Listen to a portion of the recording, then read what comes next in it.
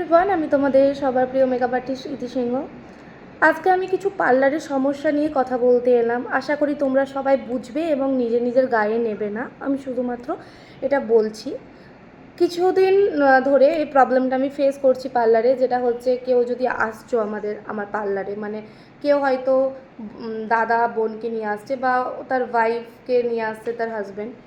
তো এটা হচ্ছে একটা লেডিস পার্লার, ঠিক আছে? তো জেন্টসের কোনো অ্যালাউ নেই।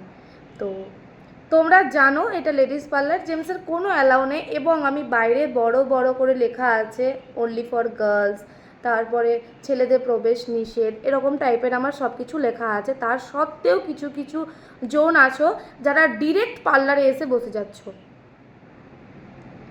আমার যারা যারা পার্লার এসেছে তারা জানে আমার পার্লারটা একটু ভেতরের দিকে, একটু গলিতে যাওয়ার পর পার্লারটা ঢুকতে হয়। আর সবসময় আমার কপার দেওয়া থাকে না পার্লারে, ঠিক আছে? যেহেতু সবাই একটু ভেতর বলে ঢুকতে চায় না এবং বুঝতে পারে না আদৌ পার্লার কিনা, এই জন্য আমি কপারটা দেওয়া থাকে না বা দরজাটা দেওয়া থাকে না।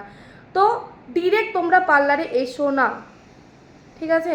অবশ্যই কেউ গায়ে নেবে না, এটা গায়ে নেওয়ার জন্য বলছি না। অনেক প্রাইভেট থাকে পার্লারের মধ্যে, অনেক কিছু থাকে, অনেকজন প্রবলেমেরও থাকে কি ছেলে কেন ঢুকবে, ঠিক আছে? আর এটা আমারও ক্ষেত্রে, ঠিক আছে? অনেক কিছু হয় পার্লারের মধ্যে, যে কারণের জন্য আমি তোমাদেরকে রিকোয়েস্ট করছি যারা যারা আসছো তারা তারা অবশ্যই তার বোনকে বা ওয়াইফকে ছেড়ে দিয়ে তোমরা কোথাও বাইরে থাকো, অবশ্যই পার্লারে ঢুকবে না। ওকে, থ্যাংক ইউ।